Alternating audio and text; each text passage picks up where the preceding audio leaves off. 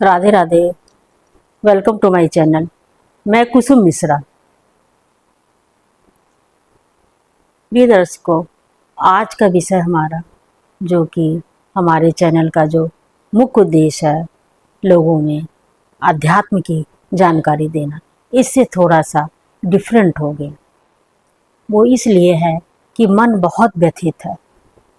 जब से हैदराबाद विमान हादसा के बारे में सुना है और देखा है तो सुनकर मन बहुत विचलित है और इतना अधिक अंदर से दुखी है कि कुछ थोड़ा सा जानकारी मैं आप सभी से शेयर करना चाहूँगी कि ये हादसा क्यों हुआ, ये हादसा था अथवा षड्यंत्र। तो मुझे तो हादसा हमें थोड़ा सा कन्फ्यूजन हो रहा है, क्योंकि अगर हादसा होता तो जब ये फ्लाइट थोड़ा सा पहले 2 पैसेंजर को लेकर आई है और उसके बाद एकदम से ऐसे फ्लाइट फिर तैयार नहीं हो जाती है। इसमें कुशल लोगों के द्वारा इसकी जांच पड़ताल होती है और जो भी इसमें टीम होती है उनका भी पूरा मेडिकल होता है, सब कुछ होता है। उसके बाद किसी तरह उसको फ्लाइट को आगे उड़ने के लिए परमिशन दी जाती है। तो ये महज क्या हो गया, ये समझ में नहीं आया, ये ऐसा क्यों हुआ। क्योंकि अभी थोड़े दिन पहले हमारे देश ने एक इतना भयंकर पहलगाम हादसा झेला ही है और उसमें भी जो है दूसरे देश के जो हमारे पड़ोसी देश हैं उनके का ही पूरा हाथ था, जो कि उन्होंने कबूल भी लिया और उसके बदले हमारे मोदी जी ने उन पर एक्शन भी बहुत बड़ा एक्शन लिया। तो उसके साथ ही साथ इसके बाद तुरंत ये हादसा होना, ये महज एक संयोग नहीं हो सकता। ये मुझे तो बहुत कुछ इसमें षड्यंत्र की ही बू आ रही है, क्योंकि इसमें टेक्नोलॉजी इतनी सुपर फास्ट हो गई है कि ज़रूरी नहीं है कि कोई आकर ही इस पर अटैक करे। इतनी टेक्नोलॉजी फास्ट हो गई है कि वो अपनी जगह पर बैठे ही, क्योंकि इसका महज एक उदाहरण इज़राइल में जो उन्होंने लेवल पे जो हमला किया था, वो उन्होंने अपने देश में भी बैठ के किया था और कंप्यूटर को हैक कर लेते हैं। बहुत सुपर फास्ट टेक्नोलॉजी आ गई है।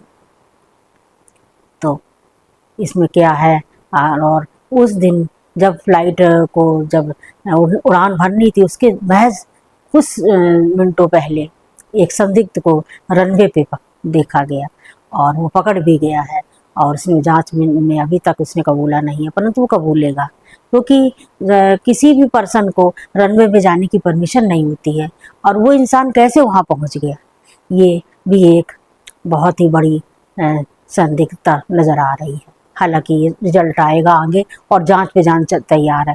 और इससे सबसे बड़ी बात तो ये हुआ कि इसमें जो हमारी एयरलाइंस ने जो कबूल जो उन्होंने अनाउंसमेंट किया है कि हर मरने वाले को 1-1 करोड़ की धनराशि दी जाएगी।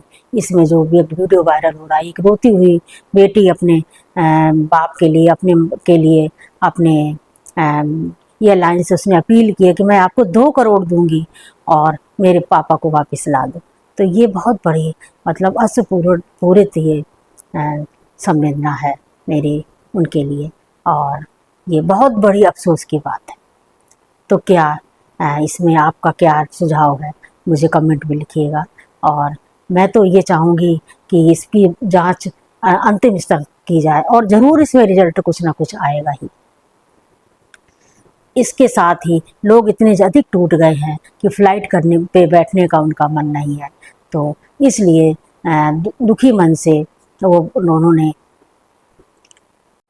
इस पर हमारे बड़े बड़े जो नेता लोग हैं, बड़े बड़े जो जिम्मेदार पर्सन हैं, उन्होंने पब्लिक को आश्वासित किया है कि महज ये हादसा है और आप लोग दुखी मत हो और किसी भी तरह का भय मत उत्पन्न करें।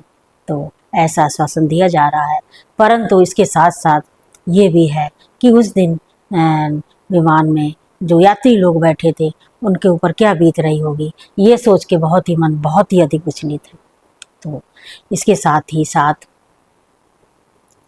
मुझे ये नहीं समझ में आता है कि इससे पहले जो भी विमान हादसा हुए हैं, ऐसा नहीं कि नहीं हुए हैं, परंतु उसमें कुछ ना कुछ रीज़न आता था नज़र, कि कभी किसी पक्षी से टकरा गया विमान, अथवा जैसे नेपाल में हादसा हुए तो वो पहाड़ों से टकरा गए हैं, अथवा उनका फ्यूल कम हो गया है तो ख़त्म हो गया है, इसलिए ये एक्सीडेंट हुआ है।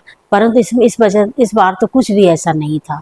और विमान में 2 इसमें इंजन होते हैं, अगर एक ख़राब हो गया तो इमरजेंसी के समय दूसरा तुरंत काम में आ जाता है, परंतु ऐसा भी कुछ नहीं हुआ। क्या हुआ ये समझ नहीं आया। तो और इसके साथ वॉइस जो रिकॉर्डिंग होती है वो भी चेक की जा रही है। उसमें भी एक टीम, जो पायलट की टीम थी, उसने दूसरी टीम को फ़ोन करके बताया कि ये इमरजेंसी आ गई है और इसका कुछ इंतज़ाम करिए, और जब तक वो लोग अलर्ट हुए तब तक ये हादसा हो गया। तो ये बहुत दुखपूर्ण हादसा रहा। और इसके साथ एक मात जो पर्सन जो जीवित बचा है, जिसका नाम रमेश कुमार विश्वास है, उसने भी बयान में अपने यही बताया कि उड़ान की शुरुआत होते ही, भरते ही, स्टार्टिंग में ही 2-3 मिनट के तुरंत बाद ये हादसा हो गया। तो ये बहुत दुखपूर्ण हादसा रहा। तो इस पे क्या आपके विचार हैं? और मेरी समझ से तो ये युग परिवर्तन का भी युग है। और मैंने अपने प्रेमानंद जी, गुरु जी हमारे जो हैं, उनसे इस बारे में भी उनके विचारों से सहमत हुई कि ये जो एक शक्ति है, क्योंकि एक ही है दुनिया में, दूसरा कोई नहीं है, उसकी ये लीला है।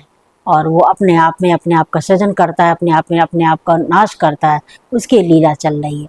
और भारत इसी तरह विश्व गुरु बनेगा, अपने आप को मजबूत करेगा, जो है कठिनाइयों से उबरता चला जाएगा, और धीरे धीरे ये सब कुछ सामान्य हो जाएगा।